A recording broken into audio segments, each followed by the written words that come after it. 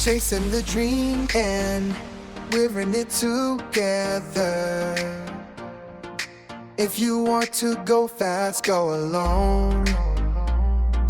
If you want to go far, go together.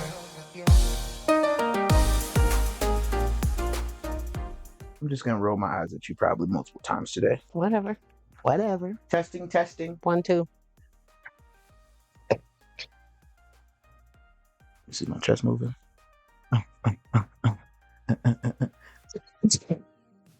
Not you moving your shoulders. What is this? Go together.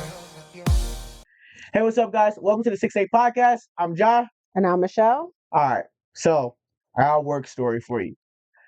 We had an incident at work where there was some unauthorized work that happened, and I found out about it, and so I talked to my lead about it, and then my lead said they didn't know about it. I did some further investigating, and then I pushed it up to my leadership and let them know exactly what was going on. For some reason, when my manager called my lead, she acted like she didn't know what he was talking about, right? And then she messaged me and was like, I really wish that you would have waited before you sent the email. So my email just had a summary of a potential incident, and it was a really big deal because work was done without the proper safety precautions. As a support group, we're supposed to be there when they do certain types of work, and they know that. And so the question was, oh, can we throw this away? And it's like, whoa, I don't even know where that came from. Like, how did that happen? For that to happen, someone like me should have been present. And so when you find out that we weren't, then that's an issue. And so that's a whole incident report. There needs to be a fact finding, all the above, right? So what I found interesting was the fact that I did the right thing, and my lead basically was like, oh, I wish you wouldn't have, but not because of any good reason. The reason was they said because they were afraid and they felt embarrassed because they felt like the crew who did what they did should have known better because we've taught them better.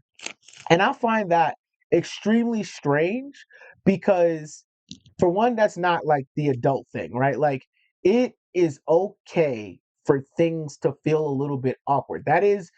That's adulting, right? When you're doing the right thing, sometimes it's gonna feel a little awkward. Sometimes you're gonna feel like you're maybe standing alone. But it's important, I feel like, to stand for your principles and stand on business when you know that the wrong thing is being done, regardless to if it might ruffle a few feathers.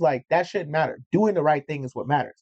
And what matters in this situation is it was a safety issue. We have people that possibly could have had radiological uptake, which no one wants that.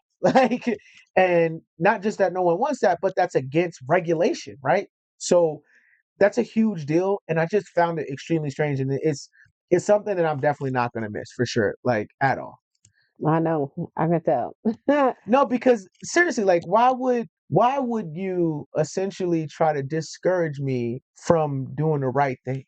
You know what I mean? Because of a little bit of awkwardness. And what are you embarrassed about? It really gives maybe we knew we were supposed to be there and we told them go ahead and do it. Or we maybe had a hint of something was happening, right? But we didn't say anything. And that's tough. Because like you said, right? This is safety. No, safety and concern. honestly, just having the opportunity to be around this person for so long, I know that it wasn't because, oh, we did know, but it was the possibility of, well, maybe somehow this kind of slid across my desk and maybe I was tired, because there are times when they will respond to an email without necessarily, thinking, and we get all the work packages. They tell us exactly what's happening. The work package has all the information in it. And sometimes there might be a response like, oh, you don't need us, right? And so I think that there was a thought that, well, what if that happened? And so they had that fear of, well, what if I screwed up? But my thing is that what difference does that make? Yeah. It doesn't change the situation. If they did it without us, that's a problem. Doesn't matter whose fault it is. It's a problem. It's against regulation. That's the kind of thing that can get the lab shut down. Yeah. So that's neither here or there. But then also it's always like that. There's always this feeling of, oh, why'd you tell my boss? And it's like, well, he's my boss too. Mhm. Like, and so the guy, now normally it wouldn't have gone to him, but the person that was between him and my lead wasn't at work today. So it didn't make sense for me to just send it to that person. So I wanted to make sure that people knew what was going on. Mhm. Because we are the support group, a lot of times what happens is we ultimately get like the fingers pointed at us when things go wrong. They get super shifty, and it's extremely important to control the narrative and Right. to make sure that the people above you are aware of things and they find it out from you as opposed to from someone else who gets to control your story, Right. control your truth. And I was not about to have that. Not when I know I'm moving. The last thing I want is trouble on the way out the door. Right. That That's makes sense. crazy to me. But ultimately, for me, it's about doing the right thing and protecting my entire team Right. because that's what that does. No, because really, let's be real. I mean, you went to her, And yeah, and you she told said, her, yeah, and your job was to go to the big boss. But that is also my boss. So I'm going to make sure he knows because there's be a high chance that you're not going to tell them. And hmm before it comes back down and somehow gets put on me or whoever else we work with, I'm going to make sure that it's known. Hey, ABC happened Yep. and I'm letting you know And now. that's So, and so that's a thing that I've also noticed about this person is that they are a people pleaser. And so there's a good chance that had I not made that summary and sent that, to our boss, that it would have been brushed under the rug and it would have been, oh, we're just gonna go, check some things, and then as long as everything's good, we don't have to worry about it. And it's not really as long as everything's good, it's everything's good, right? And I don't operate like that. I don't operate like that, and I don't want to be the type of building manager that operates like that. So I'm not gonna, and I wasn't like that before I even got that job, hmm right? So it's like, no, I'm gonna, stand on my integrity always. yeah, things definitely need to go by the book when it comes to public safety and things like Absolutely, that. So absolutely, one I get thousand it. percent. All right, so for court vision this week, let's talk about the current records that are held in Unrivaled. So, who has them, and who do we think has the best shot at breaking them? So, for points, we talked about it before. Nafisa Collier last year set the record at 38. hmm And I will start with some honorable mentions. Kelsey Plum and Paige Beckers both kind of flirted with the chance of, surpassing those records. But, and then also I want to say the point guard as well at some point prior to De'Erica Hamby crushing it with a 40-point bomb. And then you've got for rebounds last year, Angel Reese set it with 20. And then this year, for the most blocks, I don't know what the previous record was, but this year, Sanaya Rivers. Naya went out there and went stupid dumb and hit him with 6 blocks. She been on them like, get that out of here.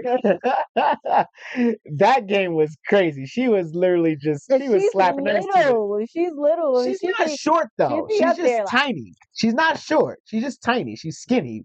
She's slim, but she's not short. All right. So, who do you have for having the most?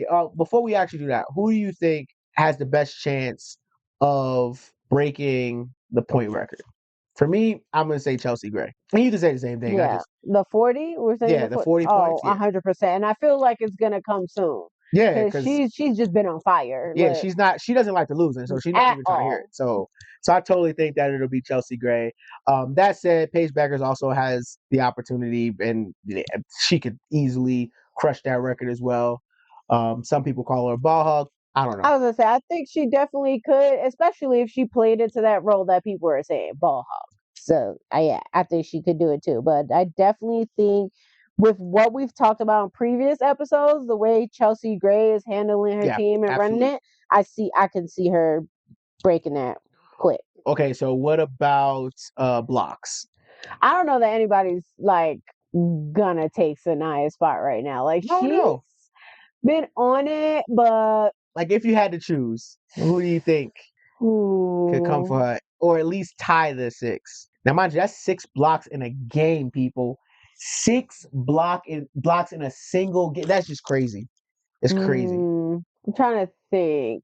Well, That's actually who I was gonna Cameron Brink choose. be out there That's who I was like gonna choose. getting That's them so yeah. blocks too. So I'm glad you said that. Yeah. So Cameron Brink is my choice for a person who has a potential to grab more blocks, or at least tie it. But just like you, I'm not sure that we're gonna see anybody anytime soon take Sanaya Rivers' crown on that one, because if anything, it might be It'll be Sanaya. her, Yeah, yeah. I It'll don't be know. her to I come. don't know. Her timing on that joint is just crazy. And then the other one, the rebounds. I'm gonna say I don't know. 20 rebounds is stupid. 20 is a lot. But I'll say Dominique Malunga. She does get rebounds. And if not her, then maybe AB. She also gets rebounds. And then the other person, a little bit more likely because they're a dog on the floor, would be De'Erica Hamby. Like I feel like, these are people that definitely have the potential to break that, but 20 rebounds You is a don't think crazy Aaliyah number. Edwards? Well, she was my other. I didn't want to just name every big in Unrivaled, No, but because yes, she she get after like it. her team will be over there and Yeah, she's she still get like after it. waiting for the ball No, to she get come. after it. Like No, absolutely, she get after it. She a dog. So yeah, Leah Edwards for sure. But again, 20 rebounds is an insane number. I don't know that we're gonna see anybody Yeah, I do don't know. that. I don't know. Yeah. Yeah. All right. So who's gonna have the most game winners this season? I choose Paige. Ooh. I don't know why you think it's so hard. You know who you gonna say. Listen, you're not gonna keep putting this You're right. on I'm me sorry. every episode, but you're right. Chelsea Gray, okay, because I feel like most of their games have been her finishing off, like getting them there, Yeah. and so yeah, I feel Though like there's a trend going on here. honorable mention, we already know like Skylar has the best, game point celebration. I love like last year she went stupid with those celebrations. And so I do also think that if the Luna Owls can turn it around, which I'm really hoping that they do now they have Skylar back, that there is a great chance that we're gonna see some good game winners from them. That game winner that was Mabry, wasn't it? Mabry, That thing was nasty. that That thing was nasty, and she had like like 2.5 she seconds, knew it was going in there too. Like and it was a she great knew. shot. She has one of the quickest releases I've ever seen. So yeah, for sure. All right. So who do you have for highest average score per game? I definitely have Chelsea. That's not even for me. That's not even a question. Though Kelsey Plum could also easily do it, but I think Chelsea I think she's like at the top for like a lot of this, right? Just because the way she's been moving, like because of how she's had to move. That's the yeah, reality. and let's be real, like a lot of her points are coming, they're 3-pointers. Like she's just like she doesn't think about it, she doesn't hesitate. It's just No, like and I'm here it's and like bullseye. And ugh, she also has a quick release when she wants to. It's not always as quick. Like there are times when, she sets up a little bit more than what she normally would, but or the way she is when she's in that mode. But yeah, but I still think that Kelsey Plum has the potential to do it in the sense of I know she can do it, but she's playing differently. She has definitely like really leaned into that vet role and mhm, is lucky enough to have people around her that that really are sponges and they do want to learn and they want to make her proud, and so I think mhm. that she's leaning into that a lot more, which I love. I seen it in LA when she was on the Sparks for the W. So I'm really looking forward to seeing how that continues to blossom, but I also hope that she does take some moments for herself to kind of put more of a staple. And I mean, like Yeah, everybody already knows like Kelsey Plum like is that girl, right? Like we know. right. But I still think that it's important to take moments for yourself to shine as well. Right now she's doing a lot of shining the light on the people around On her. her team, yeah. But I think it'd be nice to see her kind of, It was take nice that. to see that her team is also trying to put the light on her. Like Yeah, that night with that yeah, 38, they were trying yeah. so They hard really wanted her to to break like that. get her They to did. break that They did. record. They did. All right, let's go big. Who's your pick for league MVP and finals MVP? I'm still choosing Chelsea. I don't think my answer ever changes. I feel like we sound super biased, but I promise you, at least for me, that is actually not the case. I personally really truly believe that Chelsea is on another level She's on right now. another planet. No, Like, seriously, like she is literally just not even in the same on the same frequency as anybody else in that league right now.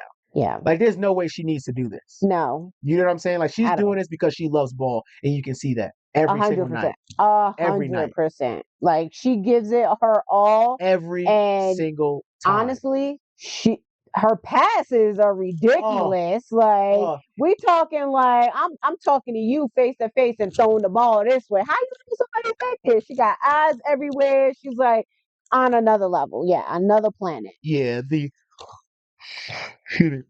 yeah, the behind the back passes, the no looks, I love what she is like trying. I love that she's like kind of pushing the envelope a little bit to Hmm. see what else she can get away with. Yes, she's definitely increased her number of turnovers lately, but just like we were saying with CC when she first joined the league, it's just because you're a great passer and you have this great vision doesn't mean that those around you are going to meet you, halfway or even a Yeah. quarter of the way sometimes. And so there's going to be a lot of timing issues and Yeah, things of that misreads nature. and stuff. Yeah, Yeah, and like you said, right in that last episode, the team switch. So it's not like this is the same team she was already playing right. with. Just people that she's never played with before. Yeah. They don't understand her movements or like when And she's getting ready to and do not just something. that, you So got to think sometimes when someone is, doing such a good job of tricking the defense, they can trick their own team. And so that often happens where it's like you're looking at a completely different direction. Like, I mean, head completely facing that way. You got somebody off in this corner, and then you dribble, two, three times in that direction, already knowing that you've made up your mind that you're passing the ball to this corner, but that person decides, screw it, I'm cutting, but you've already put that in your head, and so you go to right, and now you've thrown it out of bounds. So, that time is gonna take some time for them to get with it. Then the other problem is the misses. The misses where the passes are absolutely perfect, they're catching them, and then they blow the shot, the easiest shot. And I really don't think that it's a talent issue as much as I think it's still back to that same timing issue hmm of, oh, I honestly like didn't even know I was gonna I get the didn't ball. expect it to I come didn't know, this yeah, way. I didn't know I Yeah, was gonna get it, and now I'm wide open, and now I'm just trying to be quick and just it's yeah. blown, completely blown. All right. So who do you think, or who's your favorite for defensive player of the year? I picked Sanaya. I mean, those With the blocks is crazy. blocks, I'm sorry, 6 blocks. I can't get over that. yeah, with the blocks is definitely yeah. Yeah, I mean, there's other people that are definitely playing some good defense. I'm not gonna hold you. There was definitely a recent game that I think we saw 4 blocks in as well. I don't remember who that was. I apologize, but yeah, like I definitely think that if Sanaya continues to play the way she's playing on the defensive end right now, yeah, she might take that thing for sure. Yeah, it brings me to that conversation that we were having that you like, I don't really know her game too much from college. Like, I want to get to know her. And it's like, them blocks are crazy, man. Yeah, Like, and I'm big people too. It'd be like big people in front of her. And she's just like, wow, put that down. Like, no. yeah, So, and yeah. just kind of extend on what you briefly talked about. Yeah, so I do have that issue with Sanaya where now for one I want to start with love Sanaya, love her energy. Like you can just tell like she's the kind of person you would want to be around. So this has nothing to do with her as a person. Um the thought really just comes to she does so many things that look good and then they don't work out. And so I really just wish I had more time with her, like more time watching her prior to her being in the league, because I feel like I'm not 100% sure, like, if that stuff was working before and it's just not working now. Because if that's the case, then the truth is that that's going to come.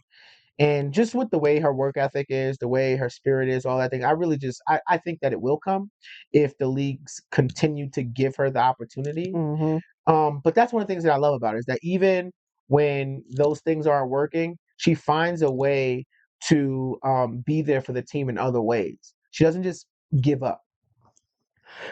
Excuse me. She doesn't just stop, right? Like, she makes sure that, golly,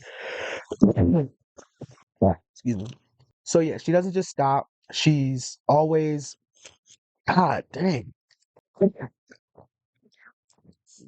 excuse me. But yeah, so she's always like doing whatever she can to help the team no matter what. She doesn't give up, and I love that. The fighting spirit is definitely there, so there's no question about that. All right, so Edwards almost took it last year, the 1v1 competition. Who do you think is gonna win this year?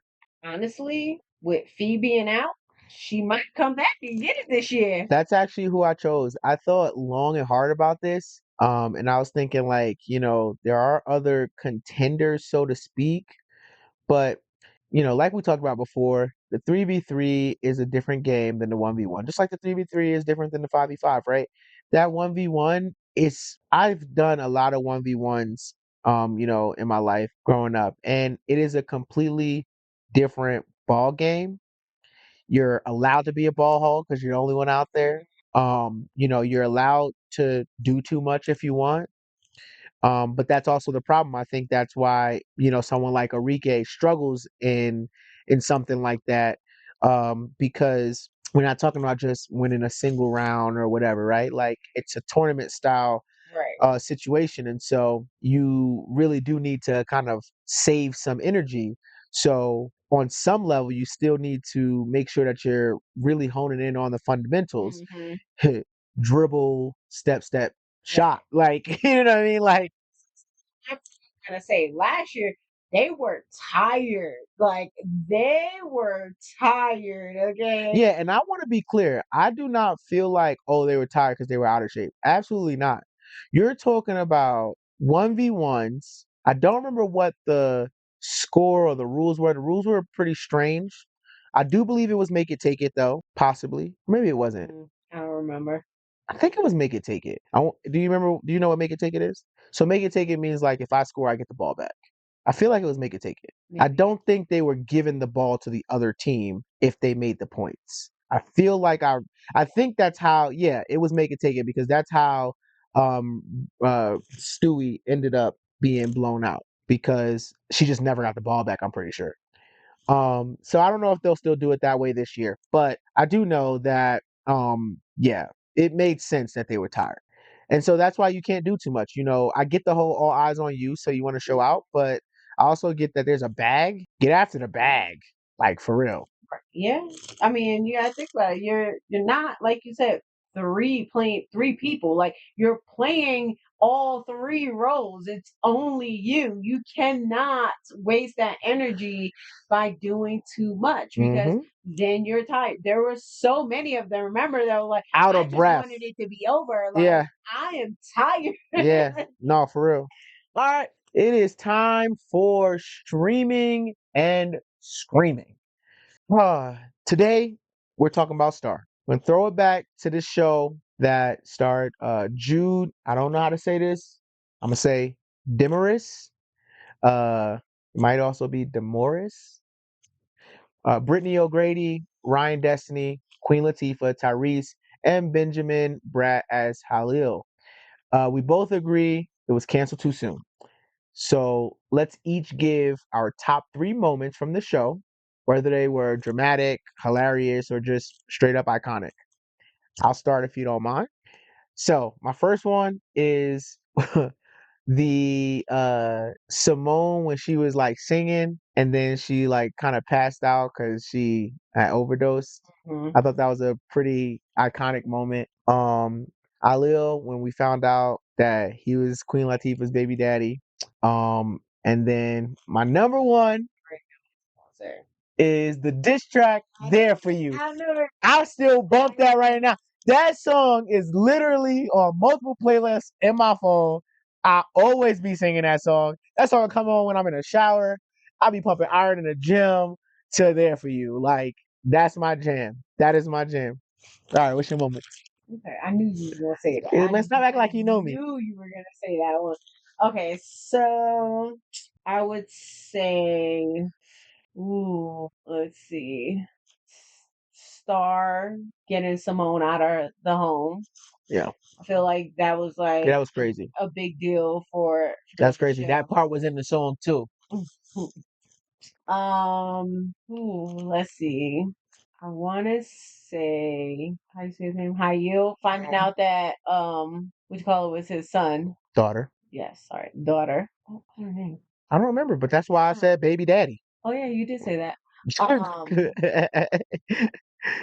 Oh, that little church thing that they did. Remember that show they did where like I think it was like Aretha Franklin or somebody came out. It was like a hair show or something that they did. Sounds familiar. And then the end. That's 4, but okay. Well, because I read it, I didn't want to say the one that you said. Oh, Baby okay, Daddy. okay. So yeah, and then the end, which pissed me off. So, okay, what do you feel like made the show stand out from other dramas? Personally, for me, like, I feel that I think many might not realize that it's a musical. Like, if you think about a lot, like, okay, so Empire did have moments kind of like that where there were like non-performance moments where, they, broke out in song, but not many. And Star definitely had a lot of those moments that weren't actual performances. hmm And even when they were performances, it took over the whole screen in a sense of like, we're in the hair shop, but now we're not in the hair shop, right? Like it Yeah. was a musical. And I don't know that I feel like they could trick you into not feeling like it was because it was so good. And I think that really sets it apart from like there are a lot of people that don't like musicals. Yeah. Like, I do not.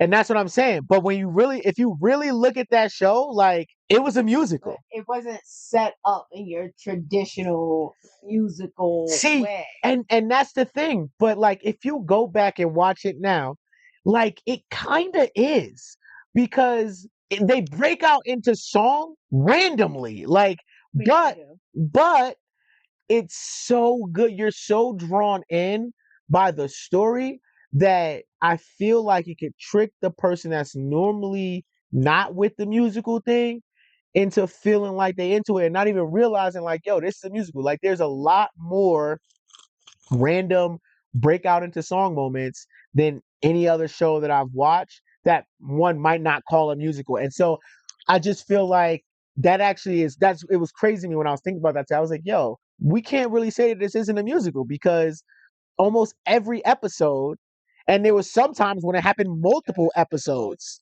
Singing in it, yeah. There was a lot of singing. There was I almost said Choreography. Yeah. Jocelyn. Jocelyn Hernandez mode, okay? There was choreography, there was singing, and it was random.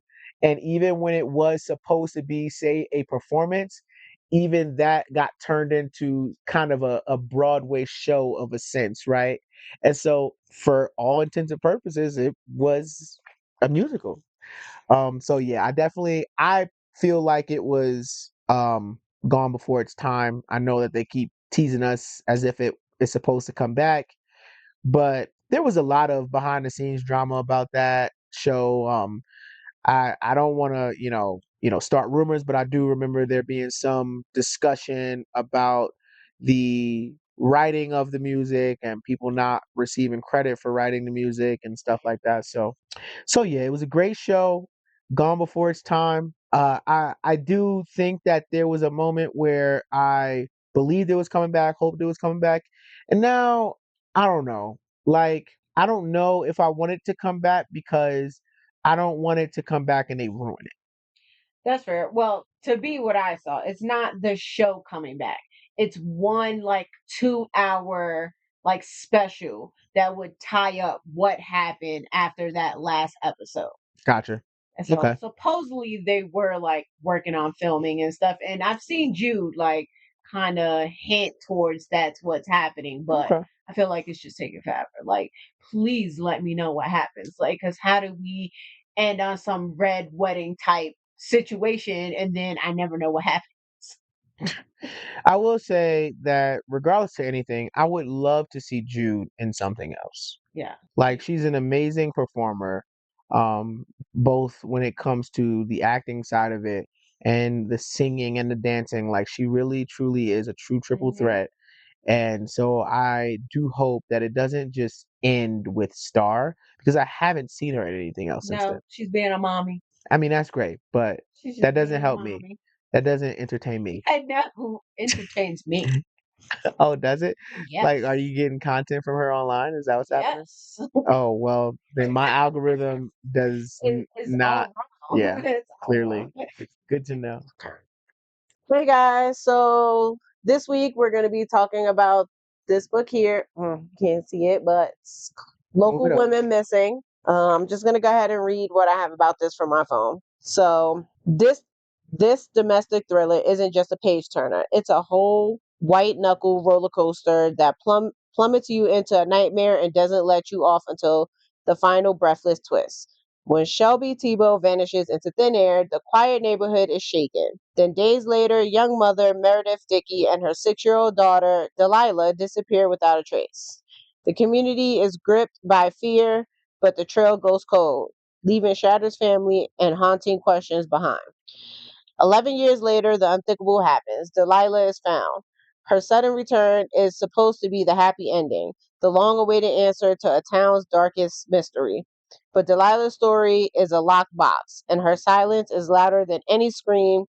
As the secrets of that terrible night begin to crack open, every neighbor becomes a suspect, every alibi a potential lie, and every revealed truth feels more dangerous than the last. Just when you think you've pieced it together, the track veers sharply into a tunnel of shocking revelations. Alliances shatter, past crimes echo in the present, and the horrifying connection between the missing women becomes clear, exposing a darkness hidden in plain sight. Prepare for a dizzying ride of suspicion, heart pounding tension, and jaw dropping twists.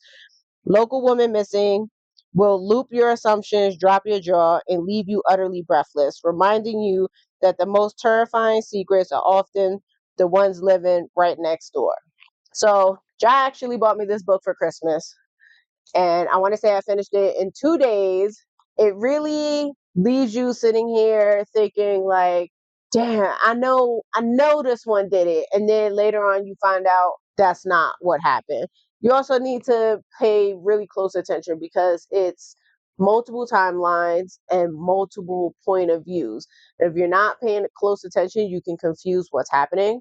But this book was great, and I definitely rated it a 5 out of 5 and recommend those who like thrillers to give this book a shot. So again, leave your recs in the comments. I do a lot of reading. I will pick them up and then we can do reviews on them. And if you read this, let me know what you think. Hey guys, so it's time for peace and progress. So, after what happened this week at work, I've been thinking about how uncomfortable doing the right thing can be. We all want to avoid the awkward moments. Nobody likes tension. But sometimes doing the right thing means stepping into that discomfort. It means speaking up, even when you know you might ruffle some feathers, or maybe you'll stand alone for a moment. Here's the thing, growth never happens in the comfort zone. If you're always playing it safe, you're not pushing yourself and you're not protecting the things that truly matter, your integrity, your team, and your own peace of mind. So, my encouragement this week is simple: don't shy away from the hard conversations. And don't let fear or embarrassment keep you from standing up for what's right. Awkwardness is temporary, but doing the right thing builds trust, not just with others, but with yourself. So, if you're facing something tough right now, remember, you can handle the uncomfortable. You're built for it. And each time you make the right call, even when it's hard, you get a little bit stronger. All right, guys, you already know what time it is. It's snack time. And I ain't got to worry about it this week because it's your turn. No responsibilities. I love it. No responsibilities. Okay. So today we're going to do Would You Rather. Okay. So we'll just do a couple. Okay. So the first one is, would you rather never be able to brush your hair again or never be able to brush your teeth again? I already Hair. know. Yeah. 1000% not gonna happen. I'm not about I got onion breath right now. Y'all can't smell it through the screen, but I ain't trying to be walking around with onion breath all the time. 78% That said the makes same sense. thing. That makes Okay. sense. Would And you you? know what's crazy? Probably half of them don't even really be brushing their teeth like that. That's fair. So, would you rather change your eye color or change your hair color? Eye color. If it's permanent. Okay, it doesn't say, but 57% said the same thing. You could change your hair color easily. It's just them eyes. I guess you could with Well, contacts. that's why I said if it's permanent, because yeah, you can put in contacts, but I hate putting them. I find that to be one of the most terrifying things in the world. Like I hate sticking things in my eye. No facts. Okay, would you rather take a trip to the depths of the ocean and discover new creatures, or take a trip through the cosmos and see the entire universe? That second one, because I'm terrified of water. So going deep into the water, like, say, okay. 69% of the people voted the same. Nice. Okay. Would you rather have superpowers or have super gadgets? Superpowers.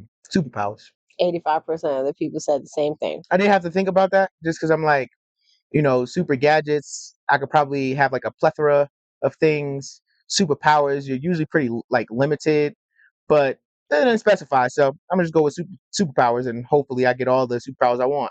Okay. Would you rather lose all the money that you worked for or lose all your memories? Ooh. I ain't got that much money. I'll lose the money. That's fine. 80% of you said the same. I need my memories, bro. All right. So would you rather all the money you obtain gets doubled or access to internet and your brain? We ain't got that much money, bro. I was gonna say I haven't actually earned that much money in my life, so I definitely need the internet in my brain. Only 42%. Most people said the other one, 58%, but that's because they got money. You're poor and you want more money. You always go for the option that's going to give you more money. Would you rather earn a $5 million salary a year but not be able to travel outside of your country, or keep your current pay?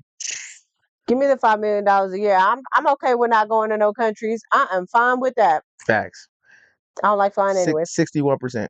Yeah, I don't like flying anyways. Oh, I clicked the wrong thing now. Oops. Would you rather be a character in Lord of the Rings or be a character in Harry Potter? Ooh, Harry Potter all the way. I want to be a wizard. 75%. You want to be a wizard? Yeah. Would you rather visit 5 countries in 5 days or visit 2 countries in 2 weeks? 2 countries in 2 weeks. Oh, yeah, absolutely. 5 days is not enough. What are we doing? We're landing. The heck? 79%. Yeah, that makes no sense. All right, last question. Would you rather be able to turn something into reality by drawing it? You can't draw. Or make something disappear just by erasing it? Make something disappear by erasing it? Anything? Yeah. People too? Girl, who you trying to erase? I don't want to make stuff disappear by erasing it. Girl. Yo. That's neither here nor there. It's oh, okay. Yeah, you're in the 25 percentile. 75% said be able to turn something into reality by drawing it. But you want to erase people? You crazy? That's wild. 1 or 2. Yeah, that's wild. All right. Anyway, all right, guys. So that was snack time. She trying to erase people. That's wild. All right, guys. So that's it for this episode of 6 Shade Podcast. Thanks for vibing with us. Don't forget to hit us up with your feedback and your own hot takes. The next episode will be here before you know it, so don't miss it. I'm Ja. And I'm Michelle. As always, remember, from the warm-up to the buzzer, keep your head up and your spirit higher. See you next time. Go together.